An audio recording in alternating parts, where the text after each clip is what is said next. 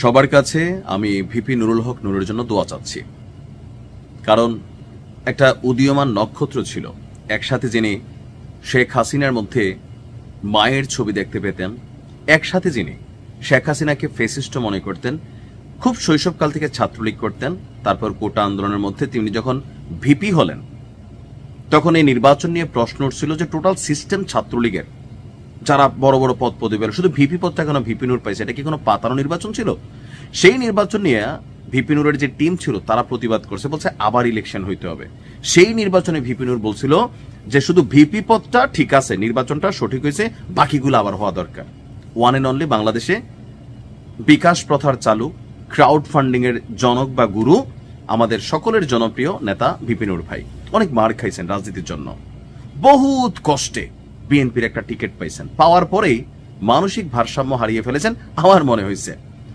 কারণ এই যে তরুণ প্রজন্মের যারা রাজনীতিবিদ, ভিপি নূরের শিষ্য হচ্ছে নাহিদ, আসিফ, যারা আছে, এখন গুরুর এই অবস্থা, শিষ্যদের জানি কি অবস্থা হয়। কেন বললাম? বাংলাদেশে মানুষ নতুনত্ব চাইছে। আওয়ামী লীগ, বিএনপি বা জামাত ইসলাম এদের বাহিরে গিয়ে যে নতুন ছেলেরা যারা আসবে রাজনীতিতে, তাদের কাছ থেকে দেশ জাতি কিছু পাবে, তারা অন্তত অতীতের রাজনীতিবিদদের মতন ঢালাও কথাবার্তা বলবে না। কিন্তু ভিপি নূর দিন শেষে সবাইকে হতাশ করেছেন। গণ অধিকার পরিষদের সভাপতি ডাকসুর সাবেক ভিপি বলছেন, আমরা বলতে পারি বিজয় আমাদের হয়েই গেছে, 12ই ফেব্রুয়ারি শুধু আনুষ্ঠানিকতা হবে। তার মানে কি ডক্টর ইউনূসের সাথে সেটেল হয়ে গেছে বিএনপির? এখন এই প্রশ্নটা কি আসে না? উইরে এসে জুইরা বসে বিএনপির মারা দেওয়ার কাজে ব্যস্ত হয়ে গেছে ভিপি নূর। আবেগ, আবেগ রে আবেগ। তিনি আসলে যেটা বুঝাইতে চাইছেন, আমি যদি বুঝে থাকি, যে বর্তমান বাংলাদেশে জনাব তারেক রহমানের ফেরার পরে বাংলাদেশে যে রাজনৈতিক পরিস্থিতি, এটা বিএনপির অনুকূলে, বিশেষ করে তারেক রহমানের ব্যক্তি গুণাবলীতে।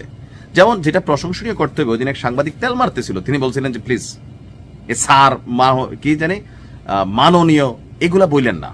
দেখছেন তো অনেকে, তাই না, একদম পায়ে ধরে সালাম উনি না করছেন। পজিটিভ জিনিস, এগুলাকে মানুষ পছন্দ করে। বিএনপির একটা পজিটিভ ফিডব্যাক তৈরি হচ্ছে তারেক রহমানের ব্যক্তিত্বের কারণে। কিন্তু বিএনপি নির্বাচনে বিজয়ী হবে এটা তো গ্যারান্টি হয় নাই ভাই।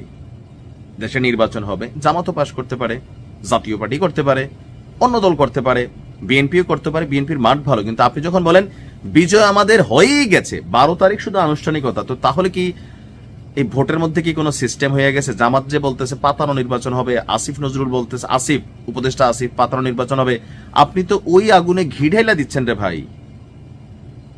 আপনার মতন একজন দায়িত্বশীল মানুষ বিএনপি দয়া টয়া করে একটা সিটের ব্যবস্থা করছে না?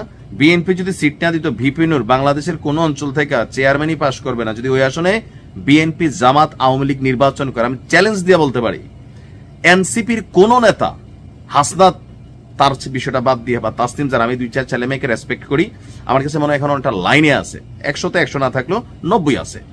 এই দুইজন ছাড়া বাংলাদেশের যে কোনো আসনে বিএনপি, জামাত, আওয়ামী লীগ প্রার্থী দিচ্ছে, জাতীয় পার্টি প্রার্থী দিচ্ছে, আর সেইখানে এই ভিপি নূর বলেন, রাশেদ বলেন, আর এনসিপির অন্য নেতা বলেন, একটা ছেলে চেয়ারম্যানই পাশ করবে না। এটি হচ্ছে বাস্তবতা। এখন বাকিরা দয়া টয়া করে দিছে। ভাই, আপনার কাছে আল্লাহ রসুলের দোহাই, এমন কোনো কথা বলেন না যেটা নিয়ে বিএনপি বিপদে পড়বে। একটা ফ্রি অ্যান্ড ফেয়ার মানুষ নির্বাচন দেখতে চাচ্ছে। আপনি যখন এই ধরনের কথা বলেন, এটা তো বোঝা যায় যে তলে তলে মনে কোনো সেটিং হয়ে যাচ্ছে। জামাত তো প্রশ্ন এমনি তুলে রাখছে, আর ওটা বাড়বে, সমালোচনা আসবে। আপনি উইরা এসে জুইরা বসছেন, আপনার তো এগুলো গায়ে লাগে না, মাইট টেরো খাইছেন, এটা তো গায়ে লাগে না। গতকালকে পটুয়াখালীর 10 মিনা উপজেলার বাঁশবাড়িয়া ইউনিয়নে তিনি বলছেন যে একটা মাহফিল ছিল, তো মাহফিলে গিয়ে তিনি বলছেন, আমি আপনাদের পাশে থাকতে চাই, থাকেন, আপনাদের নিয়ে কাজ করতে চাই, করেন। ধর্মীয় সামাজিক অনুষ্ঠানে বিএনপি, গণ অধিকার পরিষদ, আওয়ামী লীগ, জামাত সহ সব রাজনৈতিক এবং ইসলামিক দলের মানুষের একসঙ্গে অংশগ্রহণ আমাদের নৈতিক দায়িত্ব। সুন্দর কথা, আমরা যেটা ভালো এটাকে ভালোই বলি। 10 মিনা গলাচিপাকে রোল মডেল করতে চান, করেন, সবাই খুশি হবে। এখানে সব রাজনৈতিক দলের নেতাদের অংশগ্রহণ থাকবে, পারস্পরিক সম্প্রীতি বজায় থাকবে, এটাও সুন্দর পদক্ষেপ। ওয়াজ মাহফিল, দোয়া মাহফিলের অংশ আমাদের সংস্কৃতি বৈচিত্র্য, ঠিক আছে। তো প্রত্যেক মানুষ ধর্ম মত করবে, সব সুন্দর, আমার কাছে সবই ভালো লাগছে। শুধুমাত্র এই যে কথাটা, এটাই ভেজাল লাগছে। নূর ভাই, বক্তব্য দেওয়ার সময় একটু বুঝাশুনা দিতে হবে যে আপনার বক্তব্যের সমালোচনার জায়গায় যেন বিএনপির জন্য তৈরি না হয়, আপনারও না হয়।